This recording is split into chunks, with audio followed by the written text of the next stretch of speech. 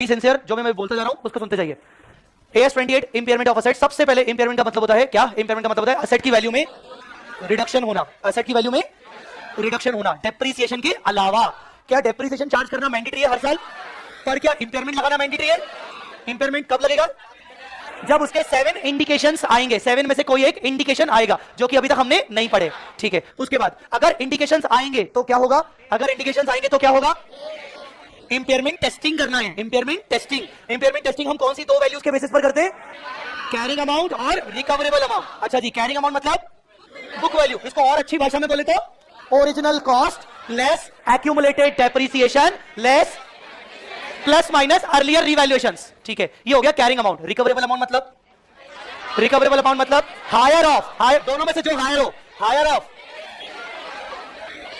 Value in use and NSP मतलब net selling price, और value in use मतलब value मतलब present value of cash flows from continuing use of asset. Asset को use करने से मुझे कितने कैश फ्लो जनरेट होंगे, उनका present value will be the value in use. और एनएसपी मतलब, अबे फुल फॉर्म नहीं पूछ रही हूं, एनएसपी मतलब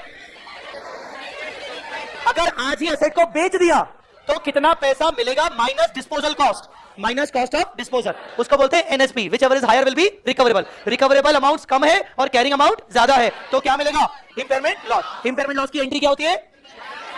impairment loss account debit to asset, एक तरीका। दूसरा तरीका impairment loss account debit to provision for impairment loss. अब इंपेयरमेंट लॉस को कहां डालेंगे? वेट डिपेंड करता है कि एसेट कॉस्ट मॉडल की है कि रिवैल्यूएशन मॉडल। अगर एसेट कॉस्ट मॉडल की है P&L, और अगर एसेट रिवैल्यूएशन मॉडल की है, first of all utilise revaluation reserve, और अगर रिवैल्यूएशन रिजर्व नहीं है तो P&L। आया समझ में कि नहीं? ऑल राइट, तो ये हो गया आपका इंपेयरमेंट लॉस का ट्रीटमेंट। अब हमने इसके आगे क्या पढ़ा था? सबसे पहले इंडिविजुअल एसेट को इंपेयर करेंगे कि ग्रुप ऑफ एसेट को इंपेयर? इंडिविजुअल एसेट को इंपेयर करेंगे। इंडिविजुअल एसेट के ऊपर हमें इंडिकेशन मिला, टेस्टिंग किया, पर टेस्टिंग करने के लिए हमें चाहिए रिकवरेबल अमाउंट। इंडिविजुअल एसेट का रिकवरेबल अमाउंट आइडेंटिफाई अगर नहीं होगा तो किसके पास जाएंगे? CGU का full form cash generating unit. क्या होता है cash generating unit? Smallest identifiable group of asset independently generates cash flow. बोलो फिर से, इंडिपेंडेंटली जनरेट्स कैश फ्लो। अब उस smallest identifiable group of assets में मल्टीपल एसेट्स होंगी, ठीक है। एक फैक्ट्री अपने आप में सीजी हो सकता है, एक माइनिंग ऑपरेशन अपने आप में सीजी हो सकता है, एक सब्सिडी अपने आप में सीजी हो सकता है। बात मेरी समझ में आ रही है कि नहीं? ओके और उसमें उसके अंदर जो ये हमने सीजीओ का पढ़ा, तो सीजीओ में है मल्टीपल एसेट। हम सीजीओ के पास क्यों आए? क्योंकि सिंगल एसेट का इंपेयरमेंट पॉसिबल। अब मुझे बताइए सीजीओ का इंपेयरमेंट कैसे होगा? सेम जैसे नॉर्मली होता है। सीजीओ का कैरिंग अमाउंट, सीजीओ का रिकवरेबल अमाउंट कंपेयर करेंगे। अगर रिकवरेबल अमाउंट कम है, इंपेयरमेंट लॉस। इंपेयरमेंट लॉस को कैसे एलोकेट करेंगे? सीजीओ के अंदर 4 एसेट है, कैसे एलोकेट करोगे? पूरे इंपेयरमेंट लॉस को चारों एसेट की कैरिंग अमाउंट के प्रोपोर्शन में। आया समझ में कि नहीं? ये हो गया सीजीयू का impairment. Third, impairment of goodwill.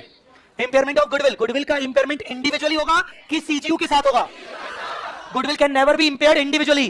Goodwill कभी भी इंडिविजुअली इंपेयर नहीं होगा। फिर उसको कैसे इंपेयर करेंगे? कैसे करेंगे? एक सेकंड, आराम से पहले चेक करेंगे गुडविल अलोकेबल है कि अनअलोकेबल है। अगर अलोकेबल है तो बॉटम अप अप्रोच, और अगर अनअलोकेबल है तो टॉप डाउन अप्रोच। छोड़ दो टॉप डाउन को, पहले बॉटम अप। गुडविल अलोकेबल है तो उसको हमें क्या करना है? सीजीयू में अलोकेट करना है। वेट अलोकेट करने के कौन कौन से तरीके? पहला, in proportion of fair value, अगर गिवन है तो। फेयर वैल्यू नहीं है, carrying amount multiply by useful life, वो भी तरीका नहीं है। सिर्फ कैरिंग अमाउंट के प्रोपोर्शन में गुडविल को अलोकेट कर दो। बोलो बेटा क्लियर है कि नहीं? अब गुडविल का एक और भाई आ गया, कॉर्पोरेट एसेट। कौन आ गया? कॉर्पोरेट एसेट कौन सी एसेट होती है? कॉर्पोरेट एसेट मतलब which supports other assets, other CGUs to generate cash flow. Corporate asset individually cash flow generate, जैसे कि head office building, research centre, administration office, ये सब ये इंडिविजुअली कैश फ्लो जनरेट नहीं करते, तो इसीलिए इनका इंडिविजुअली इंपेयरमेंट नहीं हो सकता। तो कॉर्पोरेट एसेट को भी हमें कहां डालना पड़ेगा? सीजीयूज में अलोकेट करना पड़ेगा। सेम अलोकेबल कॉर्पोरेट एसेट या फिर अनअलोकेबल कॉर्पोरेट एसेट। अनअलोकेबल को छोड़ दो, सबसे पहले कौन? अलोकेबल कॉर्पोरेट एसेट। कॉर्पोरेट एसेट को अलोकेट करो सीजीयूज में, जैसे गुडविल में किया था। पर कॉर्पोरेट एसेट को अलोकेट करने के लिए क्या फेयर वैल्यू के प्रोपोर्शन में करेंगे? कॉर्पोरेट एसेट के लिए फेयर वैल्यू नहीं, तो कौन सा तरीका? Carrying amount multiply by useful life, या फिर सिंपली कैरिंग अमाउंट अगर यूजफुल लाइफ नहीं है तो। अब एक सीजीयू के अंदर बताओ क्या क्या आ गया?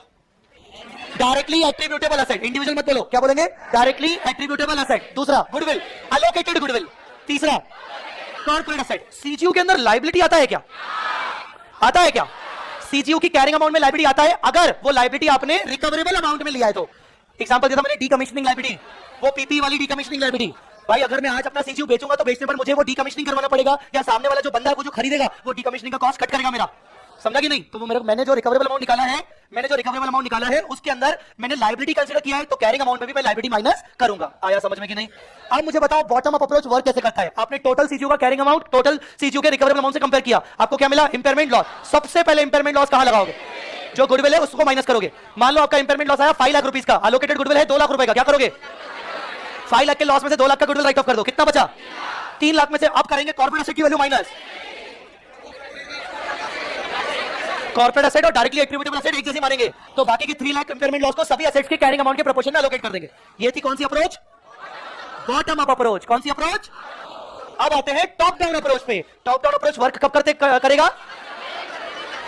अगर कोई unallocable goodwill, unallocable corporate asset है तो, जिसको हम अलोकेट नहीं कर सकते, तो टॉप डाउन करेंगे। टॉप डाउन मतलब entity wise impairment. Top down मतलब एंटिटी वाइज इंपेयरमेंट। चलो टॉप डाउन अप्रोच करने के लिए सबसे पहले बॉटम अप करना पड़ेगा ना। पहले बॉटम अप कर लिया, बॉटम अप करने के बाद आपने रिवाइज्ड कैरिंग अमाउंट निकाले। क्या निकाले? रिवाइज्ड कैरिंग अमाउंट निकालने के बाद आपने क्या ऐड किया? Unallocable goodwill, unallocable corporate asset. अब मिल गया आपको टोटल ऑर्गेनाइजेशन का कैरिंग अमाउंट। कंपेयर करेंगे टोटल ऑर्गेनाइजेशन के रिकवरेबल अमाउंट से, फिर भी कुछ इंपेयरमेंट आएगा, तो अब बताओ ये इंपेयरमेंट किस में जाएगा? किस में जाएगा? कौन सी गुडविल? अनअलोकेबल गुडविल पहले माइनस होगी, और जो बचेगा वो कॉर्पोरेट अनअलोकेबल कॉर्पोरेट एसेट में माइनस हो जाएगा। आया समझ में कि नहीं? बोलो बेटा। In any way recoverable amount of entire organisation can not be lower than the individual recoverable amount of CGU. याद है कि नहीं? हर एक सीजीयू का रिकवरेबल अमाउंट के total minimum recoverable amount entity के से होना ही चाहिए उतना। बोलो बेटा क्लियर? ऑलराइट। इसके अलावा हमने और क्या पढ़ा था last? Reversal of impairment loss. पहले जो इंपेयरमेंट करके आए हैं, लॉस बुक करके आए हैं, अब हमारा वक्त बदल गया, जज्बात बदल गया, इंडिकेशन बदल गया। समझा कि नहीं? इंडिकेशन बदल गया, इंडिकेशन पूरे उल्टे हो गए। जो हमने वो 7 इंडिकेशंस पढ़े, अब उसके जस्ट ऑपोजिट इंडिकेशन आ रहे हैं। मजा आ रही है, फेवरेबल इंपैक्ट हो रहा है हमारी कंपनी पर। ऐसा लग रहा है कंपनी के एसेट की वैल्यू बढ़ानी चाहिए, एसेट और तेज भागेगी, एसेट और अच्छा प्रोडक्टिव हो गई एसेट। तो हमें गलती हो गई हमारी कि इसको इंपेयरमेंट लगाया हमने, हमें लग रहा है नहीं ये तो गलत हो गया, इंपेयरमेंट को रिवर्स किया जाए। कैसे रिवर्स करेंगे इंपेयरमेंट के लिए? इंपेयरमेंट के लिए रिवर्सल करने के लिए कारा राका, राका मतलब RACA, RACA recoverable amount minus carrying amount. But it is not always RACA, it is not always RACA. क्यों? इससे बेहतर तरीका हमने बोला लोअर ऑफ। क्या lower of? Lower of carrying amount of asset had there been no impairment. अगर मैं शुरू से इंपेयरमेंट नहीं लगाता तो आज कितनी कैरिंग अमाउंट होनी चाहिए थी, और आज की करंट रिकवरेबल अमाउंट कितनी है? Which ever is lower. Asset को वहां तक पहुंचा दो, बढ़ा के उतना पहुंचा दो। आई मेरी बात समझ में कि नहीं? रिवर्सल होगा तो एसेट की वैल्यू बढ़ेगी, दूसरा इफेक्ट कहां जाएगा? या तो रिवैल्यूएशन रिजर्व या तो फिर पीएनएल। आया समझ में कि नहीं? और गेन होगा ना, पर अल्टीमेटली इफेक्ट कहां जाएगा? या तो रिवैल्यूएशन रिजर्व में, पीएनएल में। रिवैल्यूएशन रिजर्व में कब? जब पहले इंपेयरमेंट के टाइम हमने रिवैल्यूएशन रिजर्व यूज किया था। नालायकों, समझ में आया कि नहीं? So this was the overall AS 28 का रिवीजन इंपेयरमेंट का। यहां तक कोई तकलीफ? पक्का? पक्का? ऑलराइट बेटा, आज मुझे माफ करना अगर मैं आपको सुलाऊं तो।